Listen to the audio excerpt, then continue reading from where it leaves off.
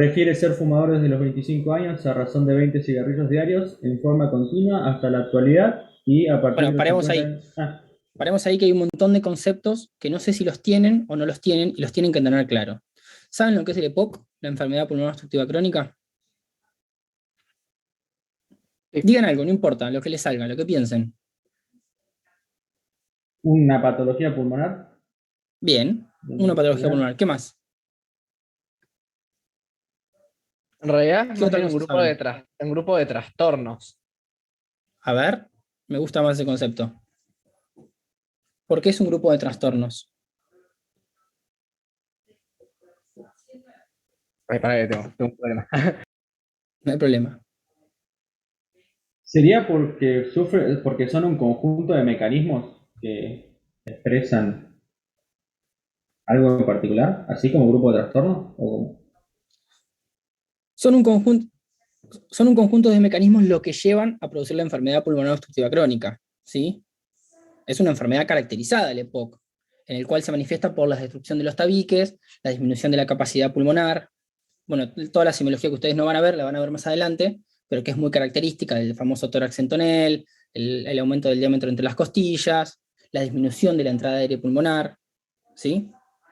Hay veces que yo entiendo que no lo tienen que saber por ahora, pero está bueno poder relacionar lo que uno puede ver con lo que uno no puede ver, porque la mayoría de la fisiopatología uno no lo puede ver, uno no entiende, no ve, porque los radicales libres que genera el tabaco están lesionando los tabiques pulmonares que se van rompiendo y eso causa enfisema y el enfisema termina generando la enfermedad pulmonar obstructiva crónica.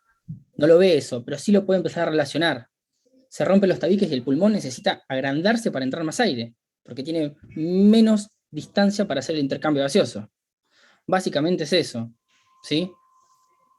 Bien, ¿entienden más o menos cuál es el concepto de EPOC? Igual la clave de esta clase es que ustedes entiendan la fisiopatología del EPOC, ¿sí? Que lean por qué el tabaquismo es el principal factor de riesgo, el principal desencadenante para la enfermedad pulmonar obstructiva crónica, y cuáles son los mecanismos que se ponen en juego que hacen que el tabaco o el cigarrillo genere esas lesiones, ¿sí? Bien, ese va a ser el punto clave de esta clase, que ustedes entiendan eso, que ustedes vayan al libro, no sé qué bibliografía están utilizando de toda la que tienen, pero está súper bien explicado en el Robbins. Yo leí del Ford y del Está paper bien, que publicaron en la PETCO. está bien igual, los conceptos grandes son muy simples. Yo siempre leo del Robbins porque para mí es un libro fantástico, pero está perfecto igual, ¿sí? Tienen que tener claro ese concepto. ¿Por qué un paciente que empieza a fumar a los años tiene poco? Esa es la pregunta que tienen que hacer en medicina, ¿sí? ¿Por qué? Bien, bien. A seguida presenta tos con expectoración amarillenta y disnea clase funcional 3. ¿Saben lo que es la disnea?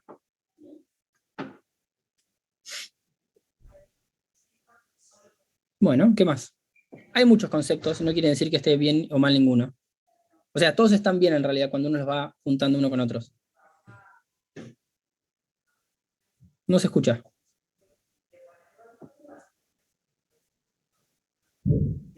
¿Podría ser también la sensación de falta de aire?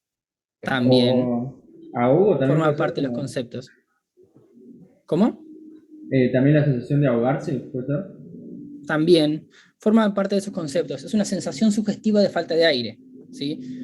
Un paciente puede tener disnea y no quiere decir que tenga asociado falta de aire. No quiere decir que no le esté entrando aire. ¿Sí? En la mayoría de los casos les va a pasar que sí, pero muchas veces puede pasar que no. Por eso se denomina a veces como la sensación subjetiva de falta de aire, como dijeron, sensación de ahogarse, falta de aire. ¿Qué otro concepto más tienen? Yo aparte, profe, tengo que se va a clasificar en 4 tipos de Muy clases. bien, sí.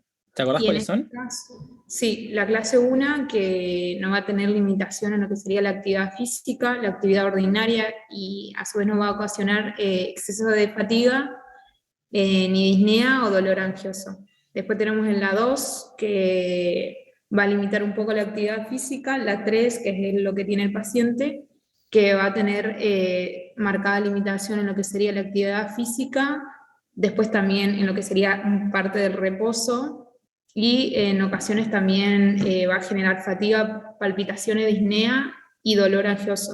Y por último tenemos la clase 4 que va a generar directamente disconfort en lo que sería cualquier tipo de actividad que haga el paciente. Bien, ¿lo entienden? ¿Entienden la clasificación? Sí. Desde clase 1, que es que el paciente no presenta disnea de grandes esfuerzos, hasta la clase 4, que es el paciente que está sentado en una silla y ustedes lo van a ver respirar con una respiración de 30 latidos por minuto, de 30 frecuencias por minuto, y le va a faltar totalmente el aire, ¿sí? La clasificación se basa en esos puntos, y después uno va poniendo, según los quehaceres que tenga, las cosas que haga día a día, ¿sí? Que si es clase funcional 2 o 3.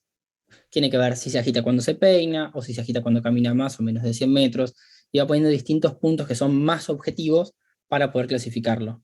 Pero es súper importante tener en cuenta esta clasificación, porque el día de mañana a ustedes les va a cambiar que un paciente habitualmente se canse cuando camina 200 metros, a que a la semana no pueda ni peinarse o esté sentado en su consultorio totalmente agitado. Ahí radica la importancia de la clasificación y de entender cuáles son los puntos en los cuales uno ve los distintos tipos de la disnea. ¿Sí? Profe, Bueno, la sí. disnea tipo 1, ¿me podría dar otro ejemplo para entenderlo mejor? La disnea tipo 1 es la que no tiene falta de aire a grandes esfuerzos. Tenés que hacer muy grandes esfuerzos para tener falta de aire. Por ejemplo, vos salís a correr 5 kilómetros y tenés disnea, tenés falta de aire. Es habitual. Ah, listo, listo, gracias. Bien. Acá creo que se resume uno de los puntos más importantes del cuadro que dice, refiere ser fumador desde los 25 años a razón de 20 cigarrillos diarios en forma continua hasta la actualidad. ¿Por qué es importante esto? Porque nos da una idea de la magnitud del daño que puede estar expuesta a la persona, que estuvo expuesta. Bien, ¿qué más? ¿Qué otras cosas se les ocurren?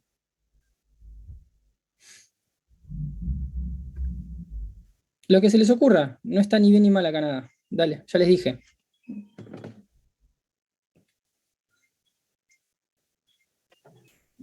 Puede ser porque el humo del cigarrillo genera una irritación en el parenquima pulmonar, generando así una inflamación que va a pasar a ser crónica y que eso es lo que va a perjudicar y va a generar la producción de moco y todo lo que afecta a respiración. Bien, está bien, pero ahora hay que llegar a cuáles son los mecanismos que se ponen en juego cuando el humo de cigarrillo empieza a dañar. ¿Sí? Cuando lo lean van a ver qué proteasas empiezan a aumentar, por qué se genera ese estrés oxidativo y por qué se empiezan a generar esas lesiones. ¿Sí? ¿Se entiende eso? Sí. Ese es el punto de Sí. entender cómo funciona el EPOC. Si ustedes entienden eso, entienden EPOC. No necesitan mucho más.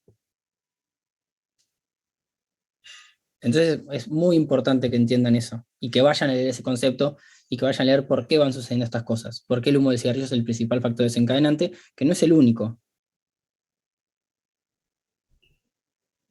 ¿Bien?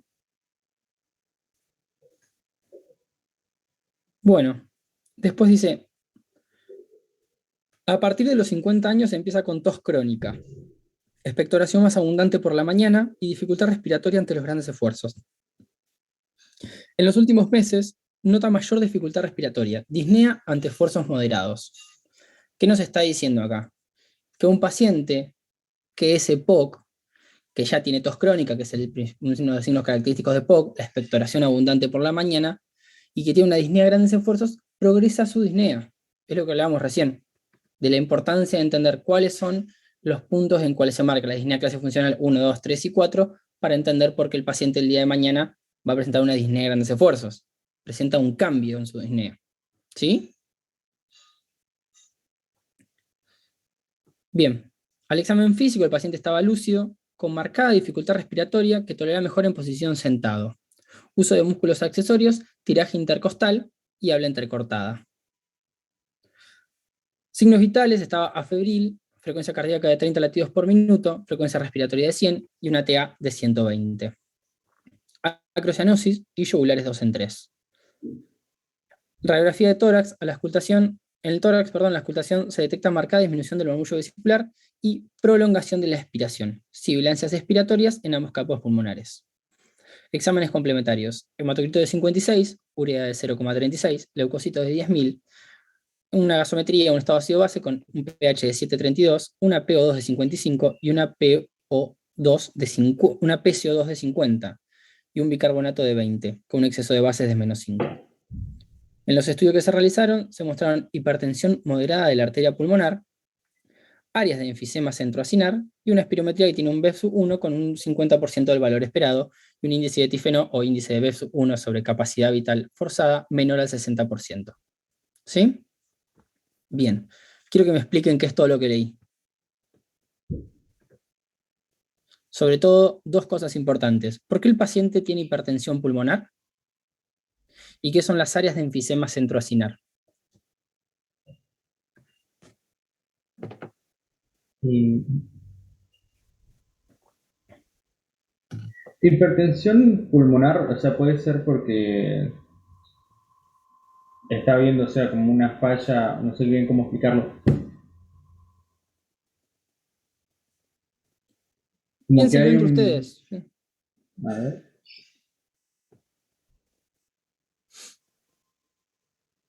¿Cómo es la circulación? Vayan pensando eso. Si tiene hipertensión pulmonar, te está diciendo que tiene la presión aumentada en la arteria pulmonar. ¿No? Bien. ¿Saben cuánto es la presión de la arteria pulmonar normal?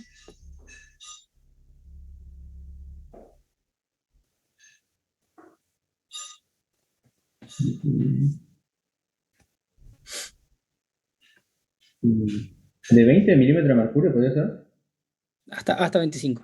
Hasta- Bien.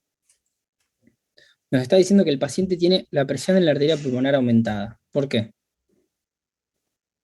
La idea es que ustedes con los conceptos de fisiología que tienen ustedes piensen esto. Porque si lo buscan en internet no lo van a encontrar. Pueden encontrar cuánto es la presión de la arteria media de la arteria pulmonar, pero no les va a costar un poco más buscar esto. Entonces la idea es que ahora piensen, intenten pensarlo. Digan lo que se les ocurra. ¿Tendrá algo que ver la reparación de los vasos sanguíneos que engrosan la pared y demás? A ver, explayate, ¿por qué?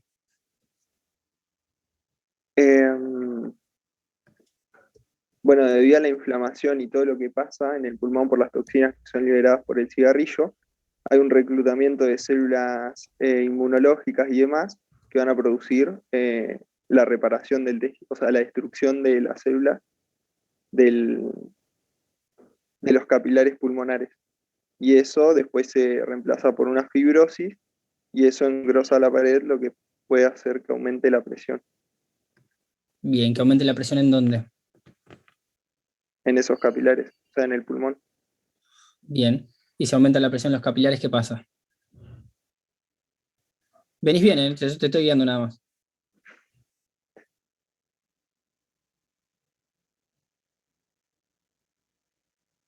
Mm, El aumento de las presiones son trasladables.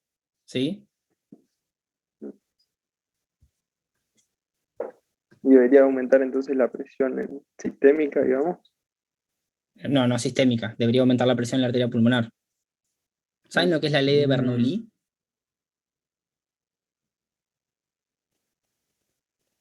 ¿No? ¿No se acuerdan de la ley de Bernoulli? No me acuerdo bien qué era. O Era sea, de me acuerdo haberla hidrodinámica, visto. creo. Claro, ¿qué dice la ley de Bernoulli? Era algo relacionado con los diámetros y la presión, ¿puede ser? Claro, la dinámica de los fluidos. Q1 por B1 igual a Q2 por B2. ¿Se acuerdan? Sí, no me acuerdo. Yo no estudié en su facultad, pero imagino que lo deben haber visto en algún momento en los primeros años. Yo lo vi en los Sí, primeros años de la carrera. en primer año. En primero, sí, sí. Bueno, Se borró ese el- conocimiento.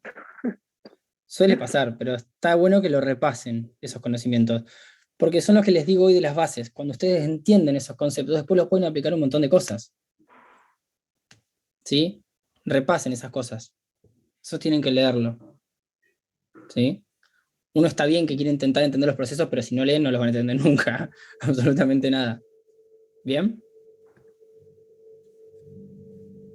Bueno, aumenta la presión en la arteria pulmonar. Y si aumenta la presión en la arteria pulmonar, ¿qué pasa?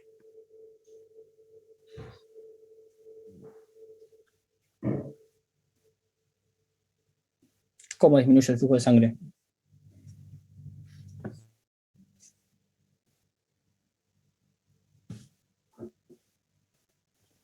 No, Profe, no, está ¿cuál- bien, pensalo. No está mal, dale, a ver, pensá. Primero pónganse en concepto de lo que hace el corazón, ¿sí? ¿Qué hace la arteria pulmonar? ¿Qué hace la aorta? ¿Qué hacen las venas, tanto las cava inferior como las superiores? ¿Y qué hacen las arterias pulmonares? ¿No aumenta la ¿Sí? poscarga? A ver, ¿por qué? Por- ¿Qué es la Porque la poscarga? fuerza, la poscarga no es la... Paréntesis. Estas preguntas son preguntas de final, lo preguntan siempre. Así que aprendan estos conceptos.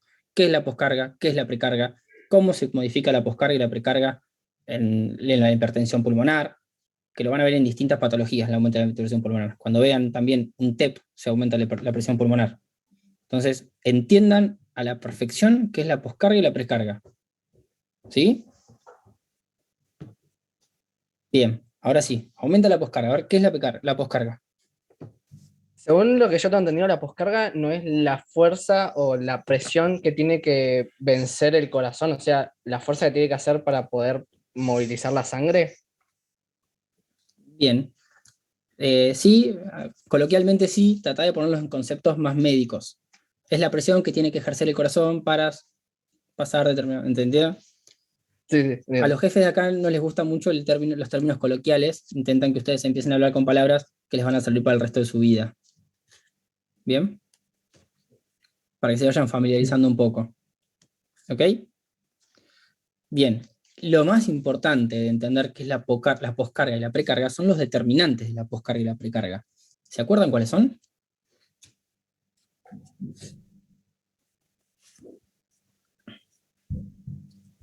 ¿Alguien?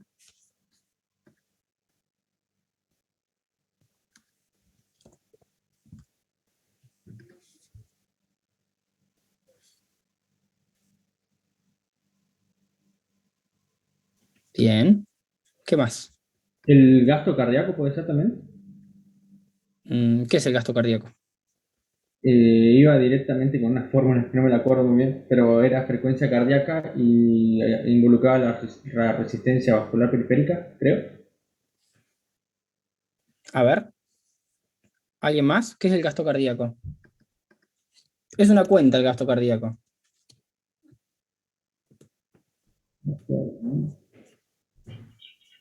Piénsenlo. ¿Qué Es sería el la, gasto cardíaco? es la frecuencia cardíaca por el volumen eyectado, ¿no? Por el volumen sistólico, ¿puede ser? Sí, está bien, pero pensalo. ¿Por qué es la frecuencia cardíaca por el volumen sistólico?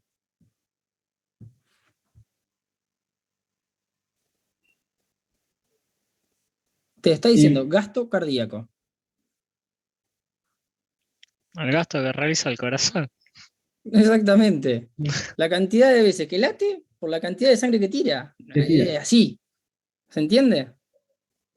Yo entiendo que ustedes lo leen, yo sé que ustedes están buscando y leyendo en este momento, pero lo que yo necesito es que ustedes entiendan estas cosas, porque son conceptos grandes que tienen que entender y los va a llevar a entender el resto de los mecanismos, ¿sí? Entonces, básicamente el gasto cardíaco es eso. Por eso es frecuencia cardíaca por volumen sistólico. ¿Bien? Después, si quieren, podemos hablar cuáles son los determinantes de la frecuencia cardíaca y cuáles son los determinantes del volumen sistólico. ¿Sí? Bien. Volvamos para atrás. Vamos para atrás. Estamos en arteria pulmonar. Pero si quieren aorta, vamos para el lado izquierdo, pero no hay problema. Empecemos por la arteria pulmonar. Aumenta la presión en la arteria pulmonar. ¿Qué puede pasar?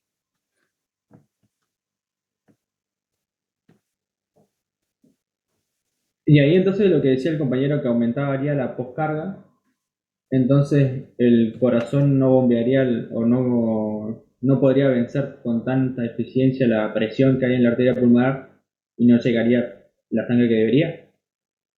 Bueno, está bien. Em, Al corazón le va a costar más pasar la arteria pulmonar. Hay un dato muy importante que tienen que entender, que la presión del ventrículo izquierdo y la presión del ventrículo derecho son totalmente distintas. ¿Sí? ¿Se acuerdan cómo son las presiones que manejan? ¿No? ¿Ni cerca? No. ¿Alguien?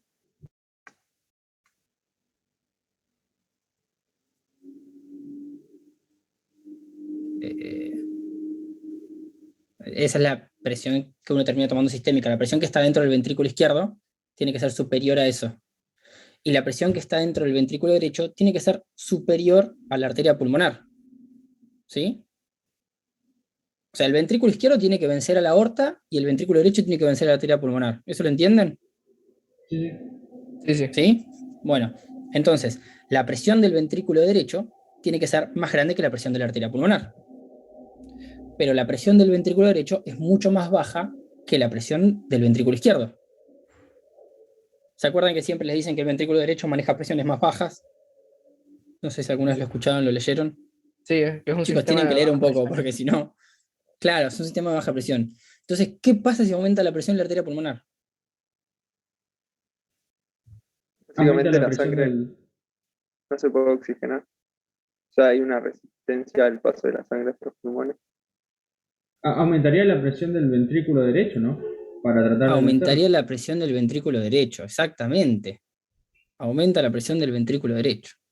Entonces, el ventrículo derecho, ¿qué tiene que hacer para superar esas presiones? Porque ¿qué fue que dijimos recién? Que el ventrículo tiene que tener más fuerza que el vaso que está intentando subsistir, que está intentando pasar. O sea, el ventrículo derecho tiene que tener más fuerza que la arteria pulmonar. ¿Qué va a tener que hacer el ventrículo derecho para poder pasar sobre esa arteria pulmonar? Inyectar más volumen, ¿puede ser? ¿Y cómo inyecta más volumen? Puede ser por una hipertrofia del músculo para... Bien, se empiezan a hipertrofiar los ventrículos.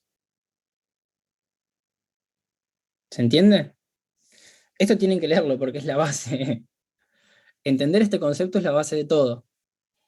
Yo se los explico de la manera más coloquial que puedan, que una presión aumenta a la otra y se van subsistiendo, pero tienen que agarrar el libro y leer y entender por qué aumenta la presión en el ventrículo derecho, qué mecanismos son los que se van a poner en juego, que esto es pregunta de final, qué mecanismos se van a poner en juego para subsanar esta deficiencia. ¿Sí? Porque uno en fisiología habitualmente ve, aumenta la presión pasa para allá y va pasando el líquido, pero después uno tiene que ver qué pasa cuando eso se empieza a lesionar, que es lo que habitualmente vemos en medicina. ¿Sí? ¿Cuáles son los mecanismos que se ponen en juego? ¿Bien? Profe, y ¿Se una pregunta. hipertrofia? Sí. Cuando nos dan el caso y el material para leer, entonces nos conviene leer directamente el libro, porque yo con él solo había leído ese artículo que habían subido, Les pero no conviene sé leer si... del lugar que ustedes entiendan las cosas. Ustedes tienen que entender. Si ustedes leen y entienden lo que leen, es- eh, hay un error muy importante que se ve en todas las universidades, que 4 de cada 10 chicos que están en la facultad no comprenden lo que leen. Entonces, su desafío es intentar leer algo y comprender eso que leen. O sea, leen un capítulo y entender, a ver, ¿qué está pasando en este capítulo? ¿Qué le pasa al ventrículo? ¿Por qué el ventrículo se hipertrofia? Empezar a ir preguntándose esas cosas. Por eso la idea de esta clase nosotros hacemos que sea abocado al problema y que ustedes expliquen esas cosas. Entonces ustedes se van a dar cuenta si realmente están entendiendo o no están entendiendo. ¿Bien? Por eso ustedes tienen que leer, intentar explicárselo. Fíjense que abajo de los casos les ponemos cuáles son los conceptos que ustedes tienen que tener. Fisiopatología de la enfermedad pulmonar obstructiva crónica. Fisiopatología de la reagudización del EPOC y fisiopatología de la falla ventricular derecha. ¿Bien? Entonces ustedes tienen que leer y entender eso. Y una de las mejores formas es explicándoselo entre ustedes. ¿Sí? O explicándoselo a ustedes mismos, agarrando un pizarrón y a ver entender por qué pasa esto. Entonces, mientras ustedes se lo explican, yo les puedo ayudar a evacuar las dudas. Pero no es el objetivo de cómo funciona la materia. No es una clásica materia que uno va a estar hablando 3 horas mientras ustedes duermen. No tiene ningún sentido. Por lo menos no es lo que apuntamos nosotros. La idea es que ustedes entiendan. ¿Sí? Entonces ahora, a ver, ¿quién le puede explicar entre ustedes qué pasa con la arteria pulmonar? ¿Qué pasa con el ventrículo derecho? ¿Qué mecanismos se ponen en juego? ¿Qué es la poscarga? ¿Qué es la precarga? Y es pregunta de final. Les tiro una ayuda. Hablen, equivóquense, no hay problema. Nadie les va a decir nada acá. Prefiero que se equivoquen acá y no se equivoquen en el final. Profe, yo tengo una duda, porque si Dale. decimos que al aumentar la presión de la arteria pulmonar, el ventrículo derecho va a tener que hacer mayor fuerza para tratar de eyectar ese volumen. Y se produce lo que decía el compañero de la hipertrofia. En algún punto de estar todo el tiempo trabajando de esa manera, que, no sé, por ejemplo, si se llegara a una insuficiencia cardíaca del ventrículo derecho, ¿va a terminar afectando al ventrículo izquierdo o no? A Por ver, más que no esté afectado. venís súper. A ver, ¿por qué? Seguí. ¿Por qué el ventrículo derecho puede afectar al Eh, izquierdo? Se me ocurrió, pero bueno, como que Dale. falta contenido. Eh, no sé, en algún momento llegará el ventrículo derecho a ejercer una mayor presión que la que tiene capacidad el izquierdo, por ejemplo, No, ¿no? eso no va a pasar nunca. Sí va a pasar que el izquierdo colapse el ventrículo derecho. Hay otro Ah, mecanismo que pasa por el cual el ventrículo derecho puede afectar el ventrículo izquierdo. ¿Cuál se les ocurre?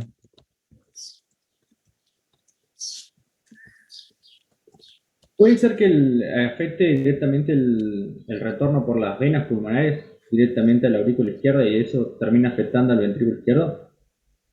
¿Cómo? O sea, por los cambios de presión en la arteria pulmonar cuando termina el circuito menor, termina afectando a su vez la presión de las venas pulmonares y termina ¿Por qué? afectando, ¿Por qué? porque habría ahí como una falla directamente en la parte de la hematosis, ¿o no? No se haría correctamente, bajarían las presiones, ¿o no? Venía bien, puede afectar las venas pulmonares. A ver, sigamos de ese punto. Aquí no te se le ocurre otra cosa. y por agrandamiento del mismo ventrículo derecho no puede, eh, o por la misma dilatación no puede dificultar el llenado por una cuestión de estructura, de que se dilate tanto el ventrículo derecho que cause que la dificultad en el izquierdo que no se pueda llenar correctamente. A ver, ¿qué opinan?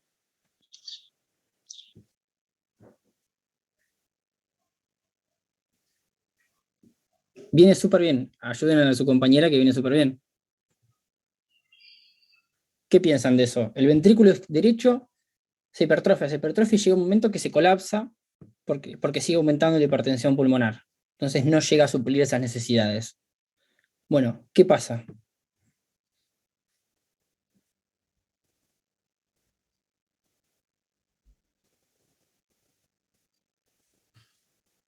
¿Se empezaría como a estancar el circuito entonces?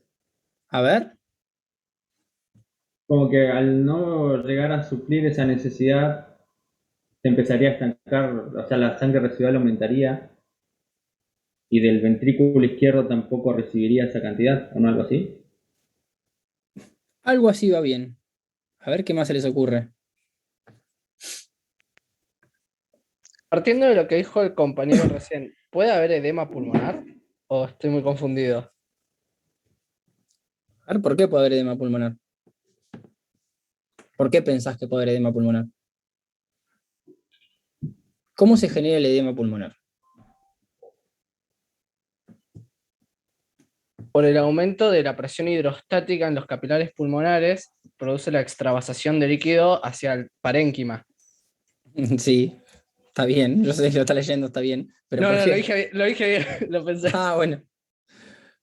¿Por qué? ¿Por qué aumentan las presiones en los capilares? Y por el desequilibrio de las dos presiones. ¿De qué dos presiones? Aumentó la presión del ventrículo derecho para poder vencer a la presión de la arteria pulmonar.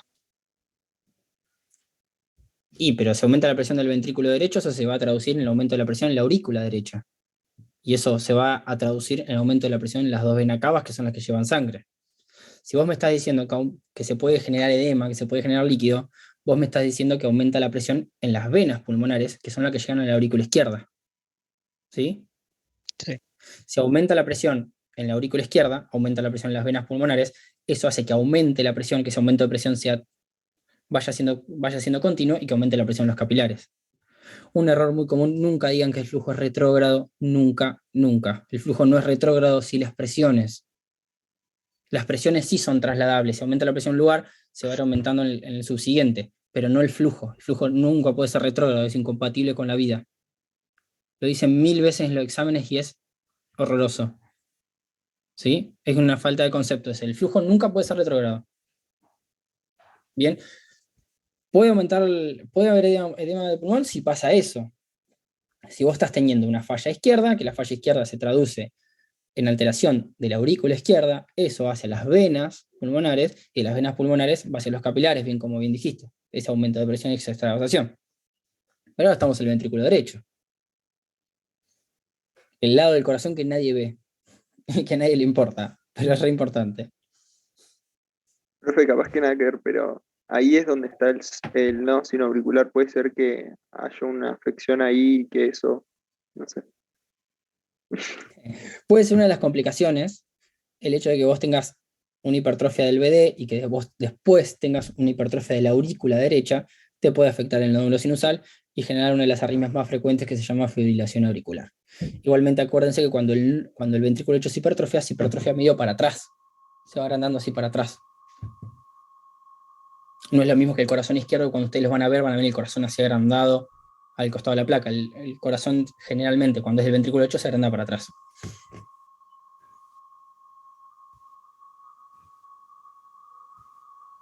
Pero bueno, venían bien y derraparon. Volvamos. Igual ahora sí me perdí en que estábamos. Salieron con el edema pulmonar y fuimos a la otra parte del corazón. Pero estábamos, ¿qué pasa con el ventrículo derecho?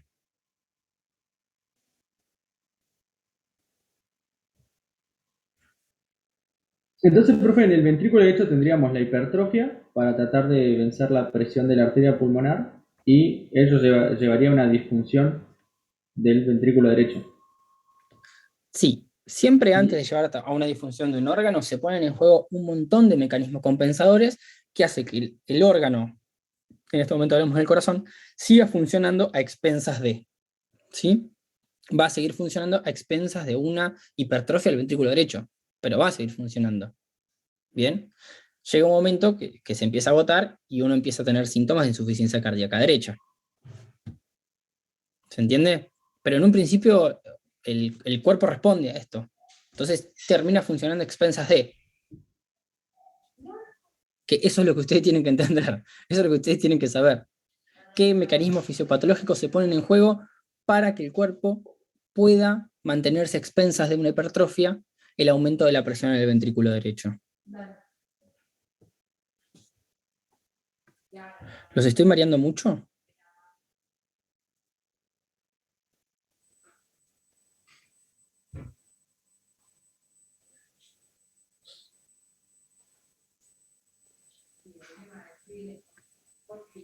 ¿Lo estoy mareando mucho o no? Sí, un poco. Yo no estaría entendiendo, o sea, no sé si es que no estoy entendiendo la pregunta o a qué estamos apuntando en realidad. Yo le estoy preguntando qué pasa con el ventrículo derecho. Ustedes me dijeron que es hipertrofia. Bueno, cuénteme por qué es hipertrofia, qué mecanismo se pone en juego para la hipertrofia, si es solo hipertrofia o hay otros mecanismos que se ponen en juego además para que el ventrículo derecho siga funcionando, y qué va a pasar cuando este ventrículo derecho claudique.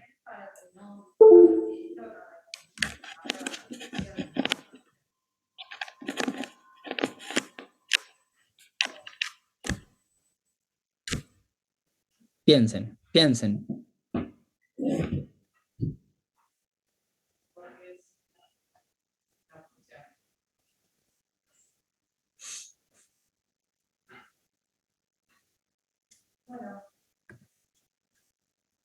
Piensen porque no solamente van a ver esto en el EPOC, hay un montón de enfermedades que le van a causar hipertensión pulmonar y compromiso del ventrículo derecho. Algunos pueden ser agudos, como puede ser un TEP masivo, y algunos pueden ser crónicos, como es el EPOC.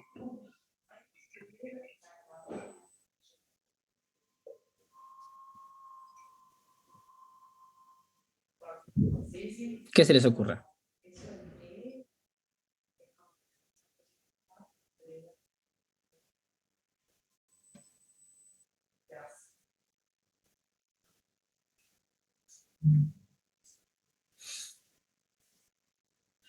¿Algo?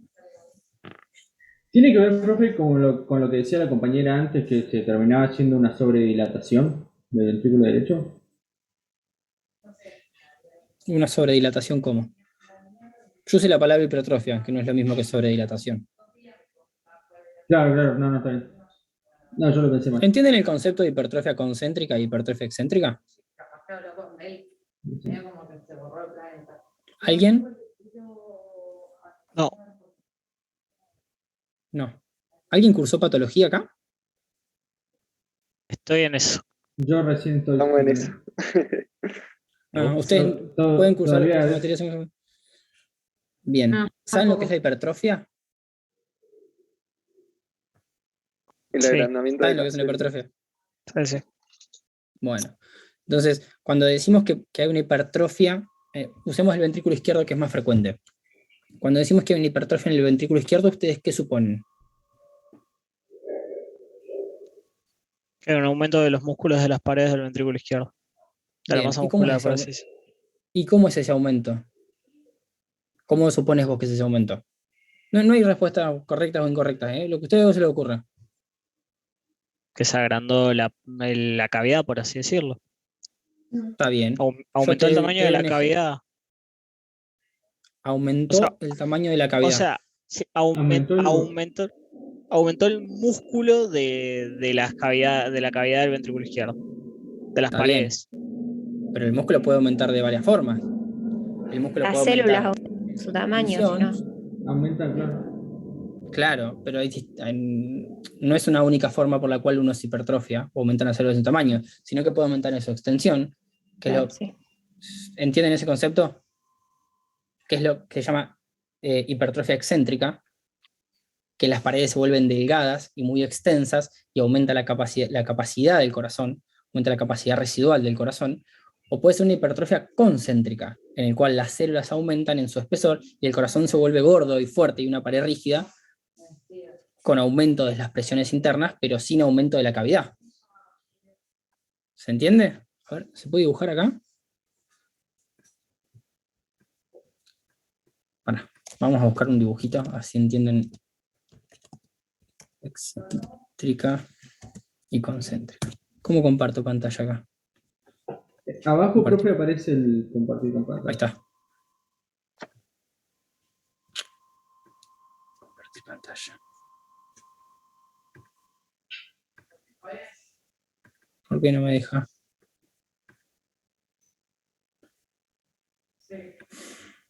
No me deja compartirles pantalla. Si vos Bueno, hiciste ahora la les voy... reunión, tendrás que poder.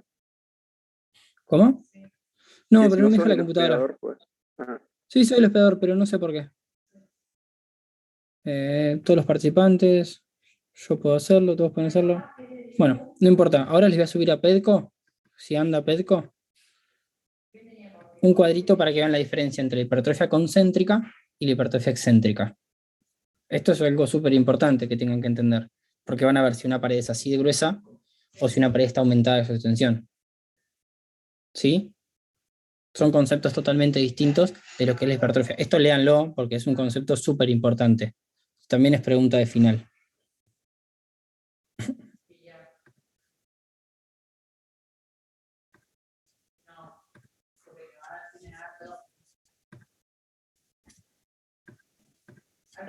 Bueno, volvamos al caso y ahora me lo van a explicar ustedes el caso. ¿Sí? Con todo lo que hablamos, vamos a ver qué fue lo que entendieron y necesito que me expliquen el caso ustedes. ¿Quién quiere empezar?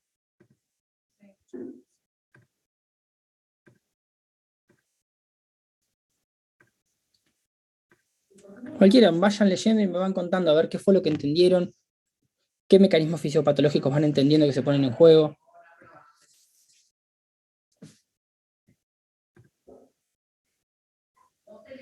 ¿Alguien? Esta clase es para esto. A los que entraron recién, les pido que prendan las cámaras, porque la idea es que interactúen entre ustedes, si no, no tiene sentido que se conecten. Profe, yo estaba conectada del principio. Ah, bueno, pero te metí recién. Igual prende la cámara.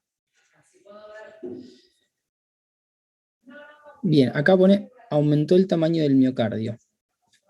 A ver, alguien que empiece a leer el caso y me vaya comentando. ¿Qué fue lo que entienden? ¿Y qué mecanismos fisiopatológicos fueron entendiendo? Bueno, yo empiezo. No sé Dale. si entendí todo, pero bueno, entonces nosotros tenemos un paciente de 65 años con un diagnóstico de enfermedad obstructiva crónica de hace 10 años. En un principio teníamos que decía que la disnea era, o sea, no tenía disnea, sí tenía disnea, pero no tenía pérdida de la capacidad funcional. Decía que no se agitaba ni ni tenía problemas a menores esfuerzos ni a grandes esfuerzos. La capacidad funcional es un concepto distinto a la disnea. ¿Sí? La capacidad funcional es un concepto espirométrico. La disnea es un concepto clínico. ¿Sí? Lo que te dice es que el paciente es un paciente con diagnóstico de POC hace 10 años, desde los 55 años, que habitualmente tiene disnea a grandes esfuerzos. ¿Bien? Y que él consulta al hospital por presentar hace 20 días tonos con expectoración amarillenta y disnea de clase funcional 3, que como hablamos recién, la disnea de clase funcional 3 no es a grandes esfuerzos, es a mínimos esfuerzos. Bien. ¿Sí? Bien. Acá entra un segundo concepto, que es el de EPOC reagudizado, o enfermedad pulmonar obstructiva crónica reagudizada. ¿Qué entienden ustedes por ese concepto? Puede ser que el cuadro que ya presentaba con el diagnóstico de hace 10 años se agravó por el hecho de, tal vez porque sigue siendo fumador y sigue como exponiendo al sistema, al parenquima pulmonar, a ese agente lesivo, que lo que hace es generar una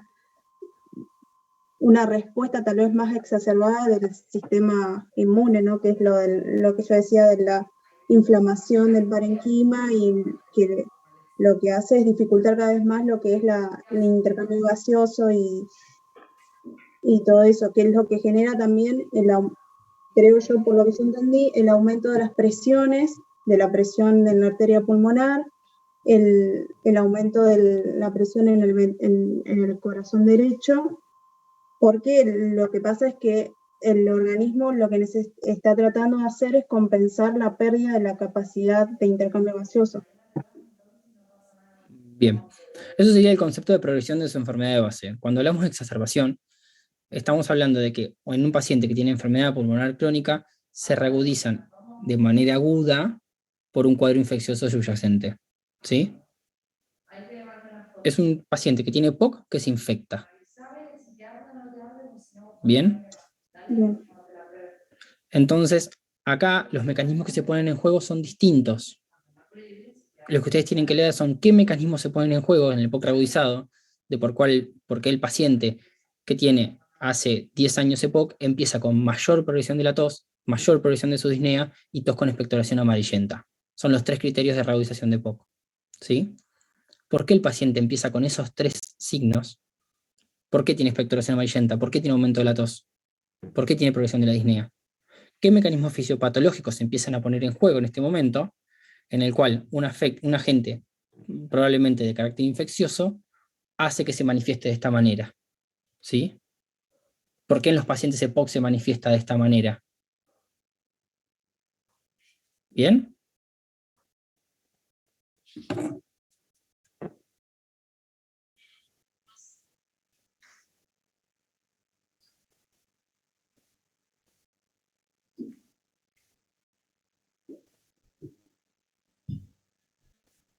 Perfecto. ¿Cuáles son los componentes que empieza a ver en el moco? ¿Por qué tiene esa coloración y se vuelve más sólido? O sea, eso es lo que tienen que saber ustedes, la fisiopatología de eso. ¿Cuáles?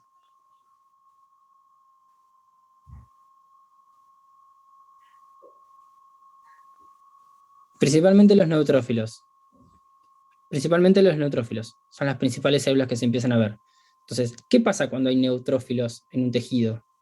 Cuando se exponen los neutrófilos. Esto rindieron hace poquito, así que lo tienen que saber. ¿No? ¿Cómo? ¿Cuál es la pregunta, profe? ¿Qué pasa cuando se exponen los neutrófilos a un tejido? Como dijo su compañera muy bien, aumenta el moco se vuelve más espeso y cambia su coloración por aumento de las células. Las principales células que se ven son los neutrófilos. ¿Qué hacen esos neutrófilos? Y ahí los neutrófilos tendrían O una sea, ¿por qué acción van los primero, neutrófilos? No van porque sí. Van claro, porque tienen irían una acción al determinada. focorreceptor, claro, irían a Bien, ¿y la qué infección hacen? directamente, y por un lado para combatir directamente la infección y por otro lado para los mediadores, para Bueno, ¿cómo reclutamiento demás. combaten la infección y cuáles son los mediadores que liberan? La Esta va a infección ser es, pregunta del parcial. Esto tienen que ¿cómo? leer. Esta va a ser pregunta del parcial, le dije. Y esto tienen que leer. ¿Sí? ¿Por qué van los neutrófilos? No van porque sí. Tienen un propósito. ¿Sí? Entonces, uno termina, el fin de la historia es que el paciente termina teniendo expectoración amarillenta, que uno lo interpreta que son por aumento de las células, probablemente, o en su mayoría neutrófilos, pero la pregunta es, ¿por qué llegaron esos neutrófilos ahí? ¿Y qué función cumplieron esos neutrófilos? ¿Fueron porque sí? No. Fueron porque liberan una determinada cantidad de enzimas y proteínas que tienen una determinada función. ¿Sí? Eso lo tienen que leer. Eso tienen que entender.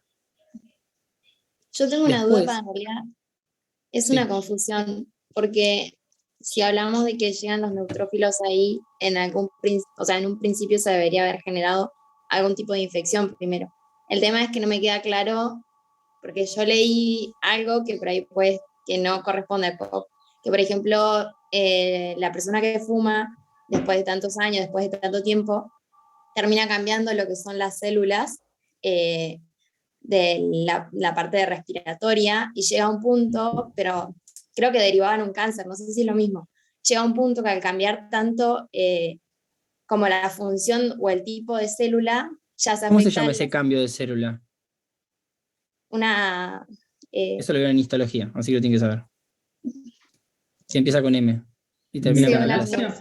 Metaplasia. metaplasia. Cambia el Claro. funcionamiento de las células, creo que esto lo hace el mismo del tabaco, y llega un momento ¿Y que por ya qué se cambia el afecta. funcionamiento de las células? ¿Por qué pensás que cambia el funcionamiento de las células? Y porque para mí la nicotina, lo que ingresa de lo que es el cigarrillo, termina, no me acuerdo si era de cúbico a plano o cómo era que cambiaba el epitelio. Sé que lo leí, debe ser por algún tipo de componente que tenga ¿Pero por el qué? cigarrillo. No es en sí por un componente del cigarrillo, sino es por un componente del cuerpo. El cuerpo lo que intenta hacer es protegerse contra Claro, esos ahí daños está. lesivos del cigarrillo, entonces Sí. cambia por unas células que son mucho más fuertes, por decirlo así. ¿Sí? Pero Y eso esas genera una células, metaplasia y eso tiene riesgo. sí, Pero eso no tiene nada que ver con los neutrófilos. Estos son cambios no. distintos. Lo que Esa es mi estamos hablando duda. acá, Entonces, no, claro, esto es un proceso el, agudo. no se puede generar porque entró un, no sé, un microorganismo y ya el moco al estar afectado no lo detectó o por falta de secreción. No, no de esa manera. No. Sucede porque ingresa un microorganismo Sí, patógeno, entonces los neutrófilos lo que tienen que hacer es ir a eliminar ese patógeno. sí. Bien, ahora ustedes tienen que decirme cómo hacen para eliminarlo. ¿Cómo funcionan los neutrófilos? ¿Cómo funcionan los linfocitos T? ¿Cómo funcionan los linfocitos NK? ¿Se entiende? ¿Qué mecanismo ponen en juego para que esto pase? Para que se termine fagocitando el agente patógeno, se transforma el moco y la persona lo puede eliminar. Bien, eso es lo que ustedes tienen que entender. Está bien lo que vos planteás, ahí te tenés que preguntar por qué. ¿Por qué cambian las células? Todo siempre pasa por algo. Y está todo escrito. Bien, pero perfecta la acotación. Bien. Entonces dijimos, hablamos de la formación del moco en el EPOC ragudizado. ¿Qué más? Hay aumento de la tos y aumento de la disnea. ¿Por qué? ¿Por qué piensan? La tos para tratar de eliminar todos los residuos por vía aérea, ¿no? Bien, ¿y cómo hace para que aumente la tos? No aumenta por sí sola. Algo se activa. Claro, no recuerdo muy bien, pero creo que son unos cilios que detectaban la presencia de distintas partículas. Bueno, y eso por vía nerviosa termina mandando una vía diferente que hace que tosamos. Eso es el movimiento de la mucosidad. La tos es el reflejo, que son cosas distintas. Los cilios lo que hacen es ir moviendo la mucosidad para afuera para tratar de eliminarla. ¿Pero por qué se activa la tos? ¿Qué cosas activan la tos? Si no lo leyeron, lo tienen que leer, no lo van a sacar, es medio complicado entenderlo. Pero tienen que leerlo. Estas son cosas que tienen que tener claras. ¿Bien? ¿Sí? ¿Seguro? ¿Bien? Y la tercera pregunta es ¿por qué aumenta la disnea?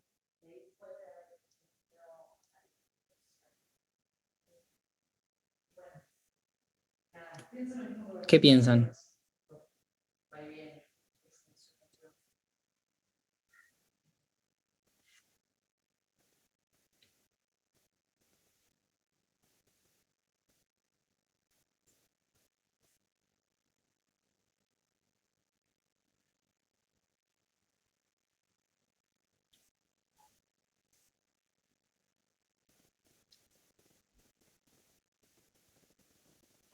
Es parecido al mecanismo, pero no es por el moco en sí, sino es por la hipertrofia o hiperreactividad bronquial que se genera. ¿Sí? El bronquio no es que se hipertrofia porque no aumenta la cantidad de células, pero sí aumenta de tamaño y al aumentar de tamaño disminuye su luz. Entonces, al disminuir su luz, cambian los ruidos expiratorios. Por eso hay algo que ustedes, yo entiendo que no vieron semiología, pero que es muy característico, dice que tiene sibilancias. La manifestación de esa disminución de la luz bronquial son las sibilancias. ¿Ese puede ser que es el que se escucha el silbido? Claro, ese es el famoso silbido.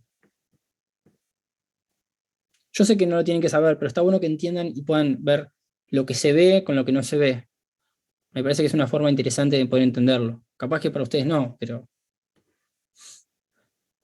a mí siempre me ha servido, por lo menos.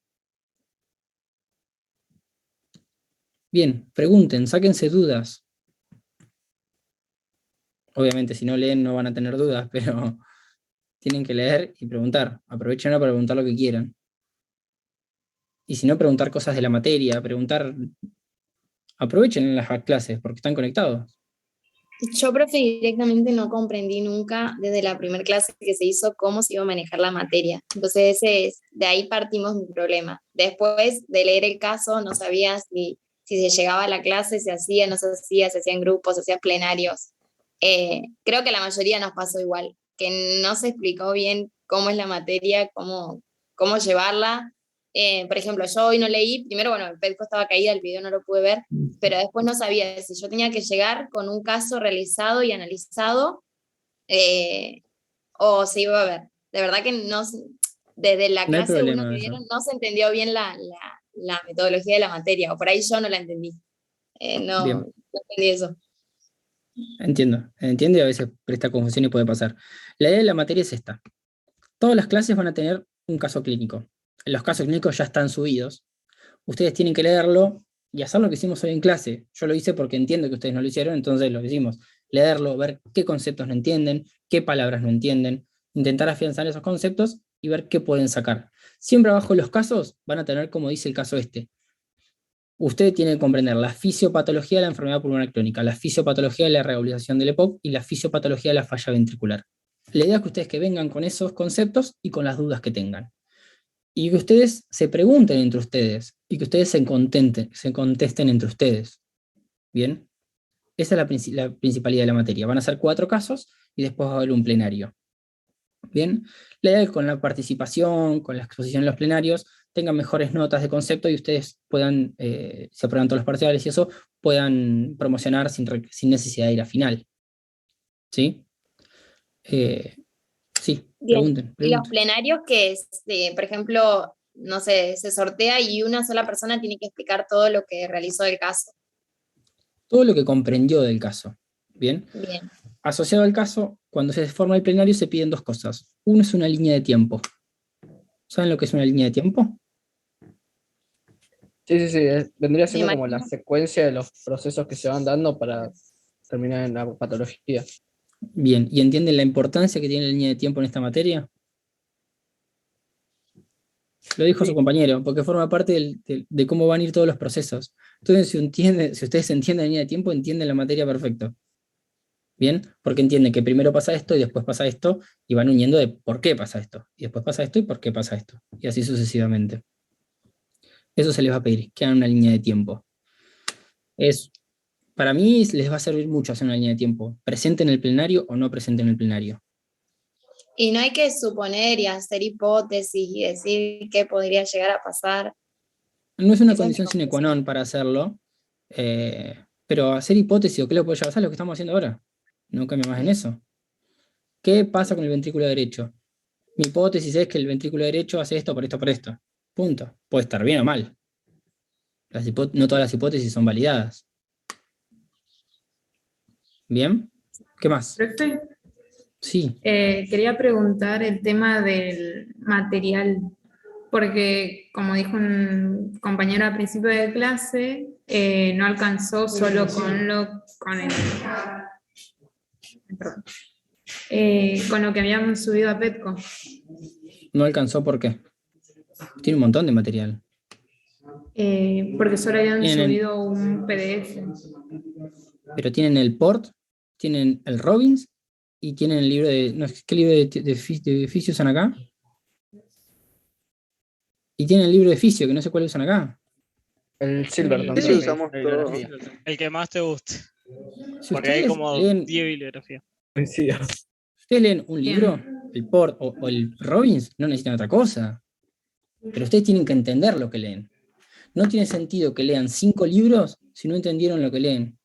Claro, No en siguen mi leyendo. caso, profe, yo no estoy cursando pato y usted habló de algo así como que nosotros estamos cursando pato y yo es una materia que no estoy haciendo. Yo pregunté si estaban cursando pato, no hablé de que estaban cursando pato. Les pregunté si estaban cursando patología o si la habían cursado, porque hay conceptos que hay veces que sé o que no sé si saben. ¿Sí? Lo que yo les recomiendo es que agarren un libro, el que más les guste, y si quieren lo complementan, que si se agarran el libro de fisiología, lo van a tener que complementar o con papers o con el libro de patología. O agarren el libro de patología directamente. O agarren el libro de fisiopatología, que está todo, lo que quieran. Pero agarren algo y entiendan lo que leen. Y si no entienden, lo vuelven a leer. Y si no, lo vuelven a leer hasta que lo entiendan. Porque si no, van a perder tiempo y no les va a servir de nada. Y si no entienden, pregunten y los leemos juntos. Yo no tengo ningún problema. Nos sentamos a leer. No hay ningún problema en eso. Pero ustedes tienen que comprender lo que leen. Porque si no, van a perder horas leyendo y no les va a quedar nada. Después van a decir, ¿qué leí? ¿Bien? No tengo problema en que nos sentemos todos acá y leamos un capítulo de un libro y lo pensemos entre todos. Yo no tengo problema. O me escriben y me preguntan, no entiendo qué quiere decir en tal capítulo tal cosa. ¿Listo? Pero es súper importante esto. La base para la materia y para toda la carrera es que entiendan lo que leen. Que se pregunten qué es lo que estoy leyendo, qué quiere decir lo que estoy leyendo. Porque si no les va a pasar que van a estar 5 horas sentados y no van a entender lo que leyeron. Y van a perder 5 horas de su vida. ¿Sí? Sí, profe, muchas gracias. Sí, profe. No. Yo, Pero me profe, consultan lo que necesiten, me escriben. Sí. yo lo que quería consultar, o va también a los compañeros, ¿no? Si alguno sabe. Lo único que yo no encontré y no leí, tipo, yo leí el paper y el Porta había dicho antes, ¿no? Lo de reagudización de la época. Porque no, o sea, lo entendí ahora cuando lo charlamos, pero no lo había visto en ningún lado. No sé si alguno de ustedes, chicos, lo leyó en algún lado. ¿Alguien lo leyó en algún lado?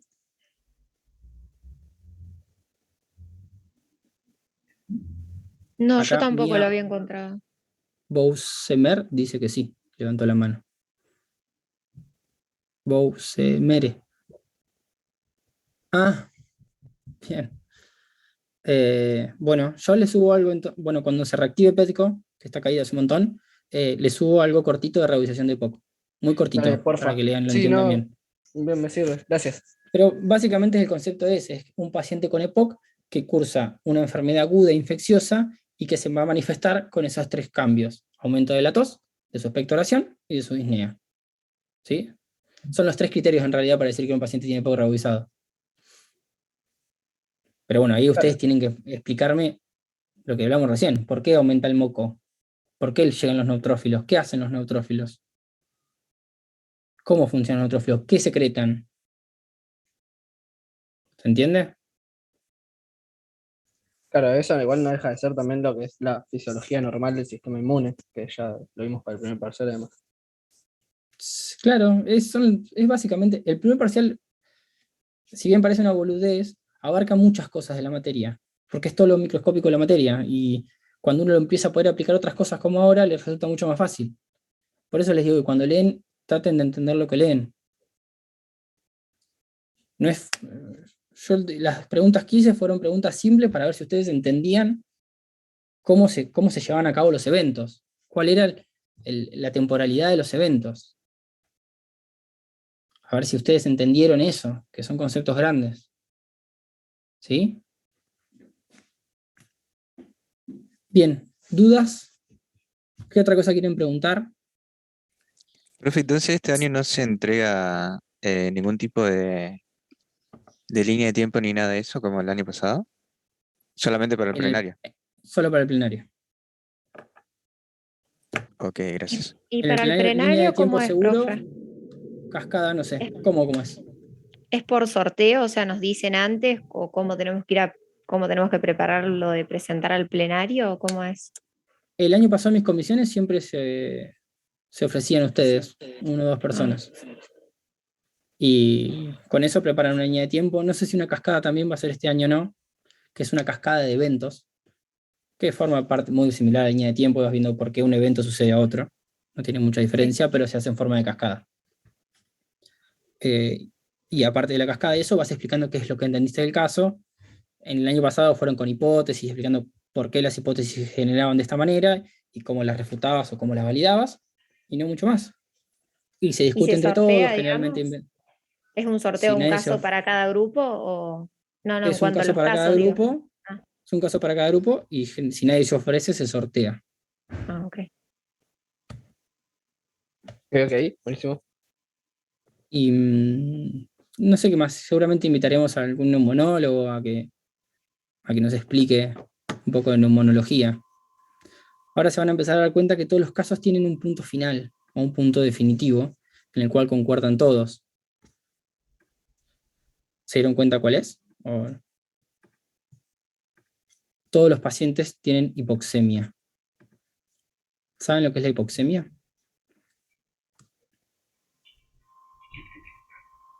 ¿O qué se les ocurre que puede ser la hipoxemia? ¿Qué piensan? Bajo oxígeno. Bien, bien. Literalmente es eso, baja concentración de oxígeno en sangre. Menos de 60 milímetros de mercurio de PO2 por gasometría. Eso es hipoxemia. Todos los casos que van a ver ahora confluyen en la hipoxemia. Todos los pacientes terminan teniendo hipoxemia. Entonces, si bien el punto final es la hipoxemia, van a ver que puede suceder de diferentes formas. Uno es porque tenga POC, otro es porque tenga, no sé, TEP, me parece que tiene el que sigue, otro porque tiene insuficiencia cardíaca, etcétera, etcétera, etcétera. Bien, busquen qué es el concepto de hipoxemia y léanlo.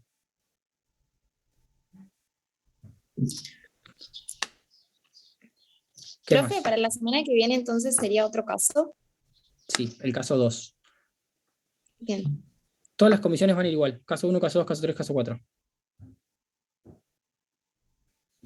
Bien, ustedes fisiología la cursaron, ¿no? Sí. Bueno, en mi caso lo estoy cursando. Termina a mitad de año. Terminándola, sí. Qué Yo raro el la esquema de cursé facultad. el año pasado. Bien, bien, porque hay conceptos de fisiología que tienen que tener en claros. Por ejemplo, ¿qué es el espacio muerto? ¿Alguien sabe lo que es el espacio muerto? Es El lugares en espacio muerto donde no fisiológico, se, anatómico. lugares en donde no se producía intercambio. Bueno, ¿y cuáles hay? Habían parte del canal aéreo y después llegaba hasta los bronquiolos respiratorios que ahí empezaba a haber intercambio. ¿Y eso cómo se llama? ¿Espacio muerto? Ah, anatómico. Anatómico. Anatómico. Y después se acuerdan que había otro. Fisiológico. Bien, ¿y qué es el espacio muerto fisiológico?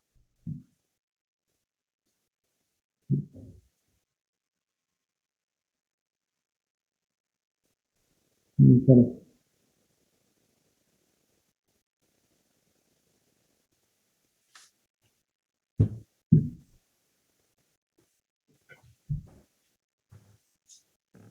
¿Por qué razón puede no haber hematosis?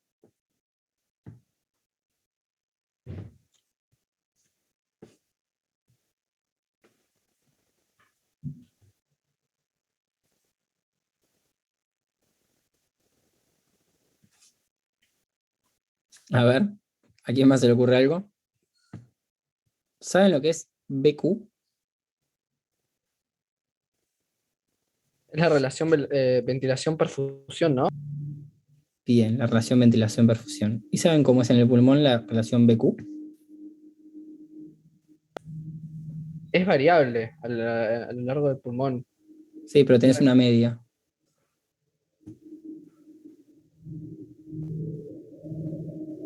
Y asimismo, ¿cómo es la relación BQ en el espacio muerto? Esto se los voy a preguntar en el final, esa misma pregunta, así que léanlo. ¿Qué es el espacio muerto anatómico? ¿Qué es el espacio muerto fisiológico? ¿Qué es la relación BQ?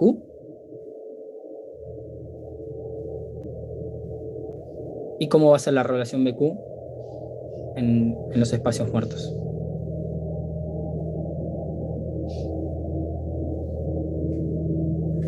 En el Esos son espacio todos muerto conceptos que tienen. sería cero, porque no hay. No habría perfusión. Entonces, Sería BQ igual a cero. a ver, ¿qué piensan ustedes?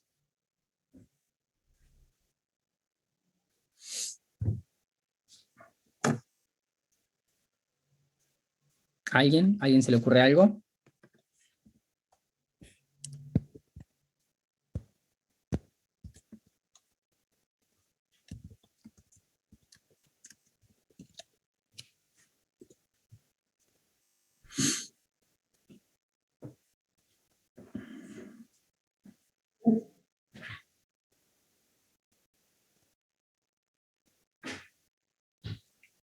La relación BQ puede tender a cero o puede tender a infinito.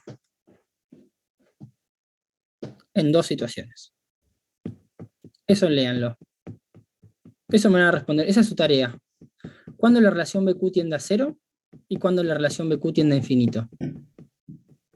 Esa va a ser su tarea para la semana que viene. A ver si el caso también es.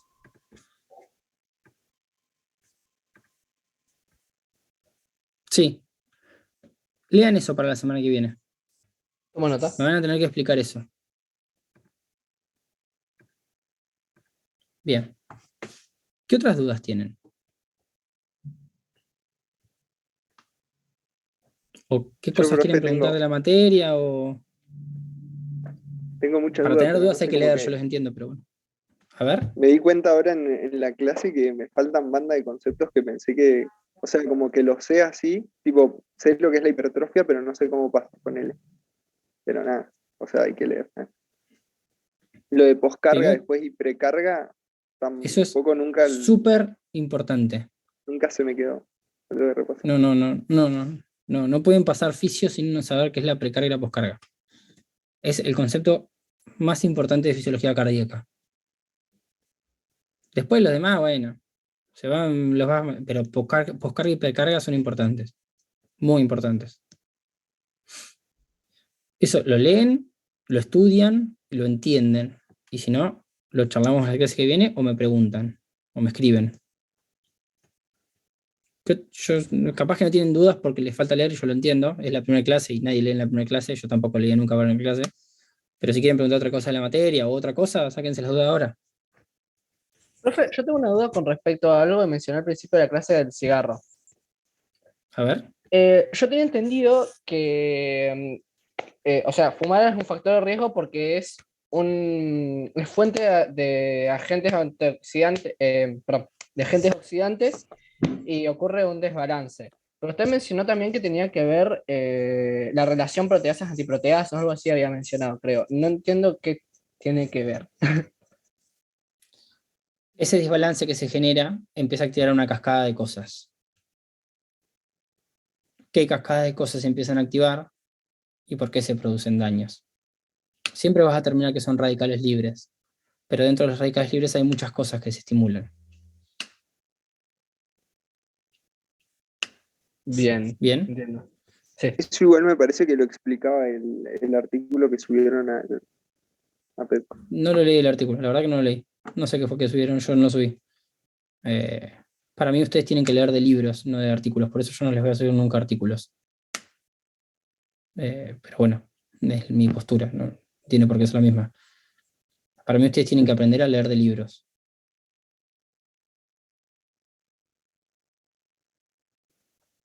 ¿Qué otras dudas tienen?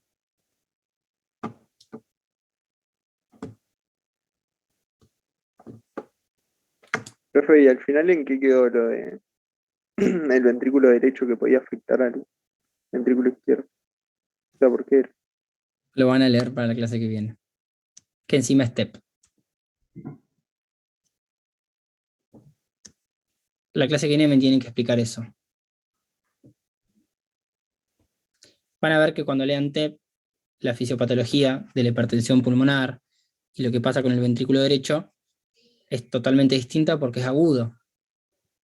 Entonces, no es lo mismo cuando algo se vuelve crónico que cuando algo es agudo. Porque cuando uno tiene una patología crónica se pueden poner mecanismos en juego que hacen que se vayan compensando esas deficiencias que hay. Cuando algo es agudo, generalmente el cuerpo no llega a poner en juego esos mecanismos. Y como ahí me van a contar ustedes qué es lo que pasa. ¿Sí? Sí, sí. Bien. ¿Alguien que tenga otra duda? Hay muchos que no hablaron nada, no preguntaron nada. Milagros, Micaela Tronelli, por ejemplo. ¿Querés preguntar algo, decir algo? ¿Alguna pregunta? No, profe, lo mismo que me pasó que Andy, siento que tengo muchos conceptos, así que tengo que volver a leerlos, el tema.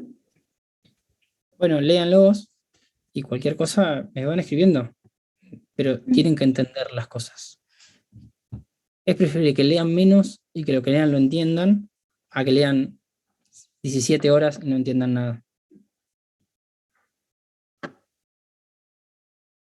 Bueno.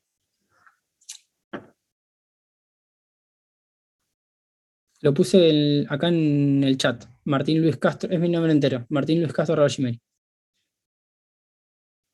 A ver si lo puedo. Ahí se los copio de vuelta. Bien. ¿Qué otras dudas?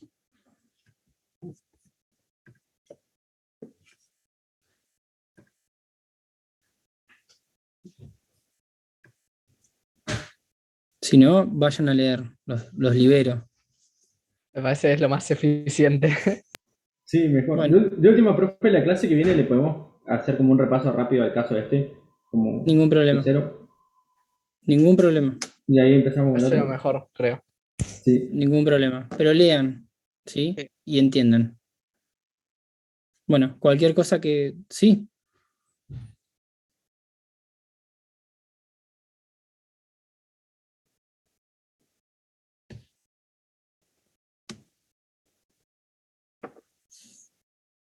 Yo creo que les va a servir mucho. Yo creo que realmente les va a servir la línea de tiempo. No así tanto la cascada, que sirve mucho la cascada, pero es un poco más engorrosa de hacer. Les va a llevar mucho más tiempo. Pero sí la línea de tiempo. Profe, Sí. ¿y no nos conviene ir haciendo desde ahora ya unas líneas de tiempo y poder ir planteándoselo a usted para más o menos ir aprendiendo, por así decir? Obvio, sí. Sí, si lo quieren hacer, me parece excelente que lo hagan. Sobre todo en línea de tiempo. La cascada los va a ayudar un montón, porque es una cascada fisiopatológica, y es lo que tienen que terminar entendiendo, pero a veces se transforma en medio engorrosa. Entonces capaz que los confunde un poco. Si la quieren hacer, yo se las corrijo y no tengo ningún problema. Lo mismo que la línea de tiempo, pero tampoco quiero que se enroje con cosas que capaz que después no les sirve. ¿Bien?